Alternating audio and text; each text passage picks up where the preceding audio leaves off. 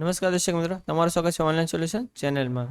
તો જો આઈટીઆઈ ની અંદર એડમિશન લેવા માટે 2025 ની અંદર તમે ફોર્મ ભરેલું હશે। તો જો આપણે ફોર્મ ભર્યું ત્યારે તમે ચોઇસ ફિલિંગ કરેલું છે, અથવા પ્રથમ રાઉન્ડનું જ્યારે ચોઇસ ફિલિંગ આવ્યું હતું 10 થી 14 જુલાઈની વચ્ચે, તો એની અંદર પણ તમે ચોઇસ ફિલિંગ કરેલું હશે। તો હવે તમે જે પણ ચોઇસ ફિલિંગ કરેલું છે એનું રિઝલ્ટ 17/7 એટલે કે 17 જુલાઈ આવી ગયું છે। તો આજે આપણે વિડીયોની અંદર એ જાણકારી મેળવી લઈએ કે આજે પ્રથમ રાઉન્ડનું રિઝલ્ટ આવ્યું છે એ આપણે ઓનલાઈન જોવું હોય તો કઈ રીતે જોવું, એની અંદર આપણને માહિતી મળી જશે કે આપણે કયા ટ્રેડમાં અને કયા આઈટીઆઈ ની અંદર આપણે એડમિશન મેળવ્યું છે। તો જો આજે પ્રથમ રાઉન્ડનું રિઝલ્ટ આવી ગયું છે એ આપણું ફાઇનલ ગણાશે, અને આમાં જે પણ રિઝલ્ટ આવ્યું છે એના આધારે તમને આઈટીઆઈ અને ટ્રેડની અંદર એડમિશન મળી જશે। તો આ વિડીયોની અંદર આપણે ડિટેલમાં માહિતી મેળવીશું કે તમને એડમિશન મળી ગયું હોય તો હવે આપણે આગળ ક્યારે એડમિશન કન્ફર્મ કરાવવા જવું, અને એડમિશન કન્ફર્મ કરાવવા જવી ત્યારે આપણે કયા કયા ડોક્યુમેન્ટની જરૂર પડશે અને કેટલી ફી ભરવાની થશે, બધા વિશે આ વિડીયોની અંદર જાણકારી મેળવીશું। તો તમે આખો વિડીયો જોવાનું ભૂલતા નહીં। તો જો રિઝલ્ટ જોવા માટે સૌપ્રથમ આપણે ગૂગલમાં આઈટીઆઈ એડમિશન ગુજરાત ટાઈપ કરીને એન્ટર કરી દેવાનું। પહેલે તે વેબસાઇટ આવી જશે, આપણે એના પર ક્લિક કરી દેવાની એટલે આ રીતનું પેજ ઓપન થઈ જશે, અને વેબસાઇટની લિંક વિડીયો ડિસ્ક્રિપ્શનમાં પણ આપેલી છે।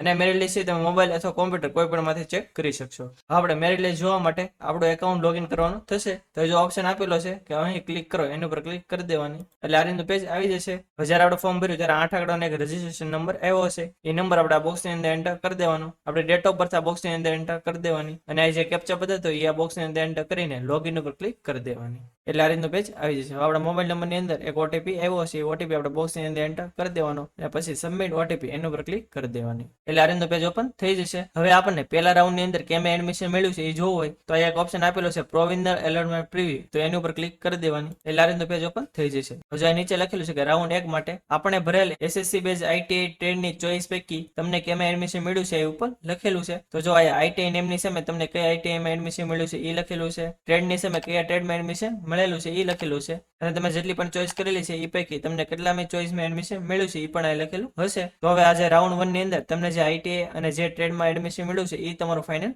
ગણાશે।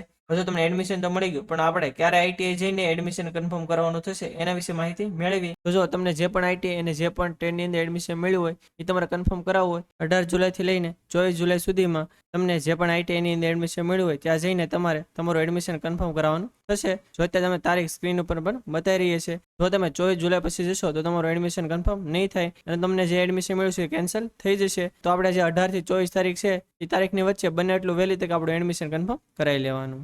હજુ આપણે જ્યારે એડમિશન કન્ફર્મ કરવા જઈએ ત્યારે કેટલી ફી ભરવાની થશે અને કયા કયા ડોક્યુમેન્ટની જરૂર પડશે તો એના વિશે આપણે માહિતી મેળવી લઈએ।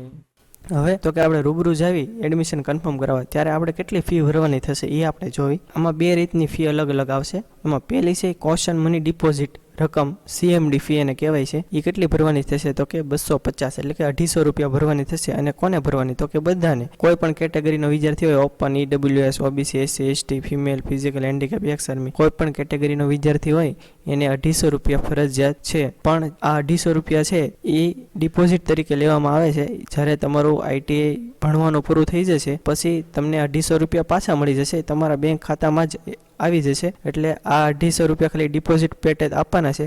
અને બીજી ફી છે એ છે ટ્યુશન ફી, એટલે કે 6 માસના તમારે 600 રૂપિયા ભરવાના થશે। અને આ 600 રૂપિયા કોને ભરવાના થશે તો કે ઓપન, ઈડબ્લ્યુએસ અને ઓબીસી કેટેગરીના જે મેલ એટલે કે પુરુષ વિદ્યાર્થી છે એને તે 600 રૂપિયા ભરવાના થશે। બાકી female, physical handicap, x army, SC, ST એને આ 600 રૂપિયા ભરવાના નહીં થાય। હવે આઈટીઆઈ ખાતે આપણે જ્યારે એડમિશન કન્ફર્મ કરવા જાવી ત્યારે કયા કયા ડોક્યુમેન્ટની જરૂર પડશે એ આપણે એક પછી એક જોતા જઈએ, પણ ખાસ ધ્યાન રાખજો આ બધા ડોક્યુમેન્ટ તમારે ઓરિજિનલ સાથે લઈ જવાના, પ્લસ બધાની ઝેરોક્સનો એક સેટ પણ તમારે સાથે લઈ જવાનો। તો પહેલું છે માર્કશીટ, એટલે કે કઈ તો કે 7મા, 8મા, 9મા અને 10મા તમારે જેની ઉપર તમે એડમિશન લીધું હોય, દાખલા તરીકે તમે 10 પાસ ઉપર એડમિશન લીધું હોય તો 10માની માર્કશીટ લઈ જવાની, 8 પાસ ઉપર લીધું હોય તો 8માની લઈ જવાની, તમે જે ધોરણ ઉપર એડમિશન લીધું હોય એ ધોરણની જ ખાલી માર્કશીટ લઈ જવાની, બધાની માર્કશીટ લઈ જવાની જરૂર નથી। બીજું છે શાળા છોડ્યાનું પ્રમાણપત્ર એટલે કે એલસી। પછી ત્રીજું છે ટ્રાયલ સર્ટિફિકેટ, એટલે કે તમે 10 પાસ કરશો ત્યારે માર્કશીટની સાથે એક બીજું ટ્રાયલ સર્ટિફિકેટ પણ આપશે, એ પણ તમારે સાથે લઈ જવાનું। પછી છે જાતિ કેટેગરી પ્રમાણપત્ર, એટલે કે એસસી, એસટી અને એસસીબીસી જે વિદ્યાર્થી હશે એને જાતિનો દાખલો લઈ જવાનો, અને ઈડબ્લ્યુએસ જે વિદ્યાર્થી હશે ને ઈડબ્લ્યુએસનું જે સર્ટિફિકેટ આવે એ લઈ જવાનું। પછી આધાર કાર્ડ, પછી જે વિદ્યાર્થી ઓબીસી એટલે કે એસસીબીસી કેટેગરીમાં આવતો હશે એને નોન ક્રિમિલિયરનું સર્ટિફિકેટ પણ લઈ જવાનું। પછી જે વિદ્યાર્થી ઓબીસી અથવા ઈડબ્લ્યુએસ કેટેગરીમાં આવતો હશે એને આવકનો દાખલો પણ લઈ જવાનો। પછી તમારા પાસપોર્ટ સાઇઝના 2 ફોટા, પછી તમારી બેંક પાસબુક સાથે રાખવાની અને બેંક પાસબુકનું જે પહેલું પેજ હોય એની ઝેરોક્સ કરાવીને સાથે લેતી જવાની. પછી જો કોઈ વિદ્યાર્થી ફિઝિકલ હેન્ડીકેપ એટલે કે અપંગ હોય તો તેને એનું પ્રમાણપત્ર પણ સાથે લઈ જવાનું. પછી ફિઝિકલ હેન્ડીકેપ વિદ્યાર્થી હોય એને એનું પ્રમાણપત્ર તો લઈ જ જવાનું અને અલગથી એને એક VRCનું સુટેબિલિટી પ્રમાણપત્ર આવે છે એ પણ એણે કઢાવી લેવાનું અને એ એને સાથે લેતું જવાનું. પછી જો કોઈ વિદ્યાર્થી એક્સ આર્મી હોય તો તેને એનું પ્રમાણપત્ર પણ સાથે લઈ જવાનું. અને જો કોઈ વિદ્યાર્થી રાજ્ય બહાર એટલે કે ગુજરાત બહારનું હોય તો એને એક ડોમિસાઇલ સર્ટિફિકેટ પણ સાથે લઈ જવાનું. 14 ઉમેદવારને એડમિશન મળ્યું તેનો કન્ફર્મેશનનો રિપોર્ટ એટલે કે તમને જે ITI અને જે ટ્રેડમાં એડમિશન મળ્યું હોય એ તમે ITI એડમિશન ગુજરાતની જે વેબસાઇટ એમાં તમારું લોગિન કરશો એટલે તમને જે એડમિશન મળ્યું છે એનો કન્ફર્મેશન રિપોર્ટ હશે એ તમારે ડાઉનલોડ કરીને સાથે લેતું જવાનું. તો આટલા ડોક્યુમેન્ટની જરૂર પડશે. જેને જે લાગુ પડતા હોય એ લઈ જવાના. હવે જો આ અમુક જગ્યાએ સ્ટાર કરેલા છે તો તમને એમ થાય કે સર સ્ટાર શું, તો કે સ્ટારવાળા જેટલા ડોક્યુમેન્ટ છે એ ફરજિયાત તમારે લઈ જવાના. તો આટલા ડોક્યુમેન્ટની જરૂર તમે જ્યારે ડોક્યુમેન્ટ વેરિફિકેશન કરાવવા જશો ITI ત્યારે આટલા ડોક્યુમેન્ટની જરૂર પડશે.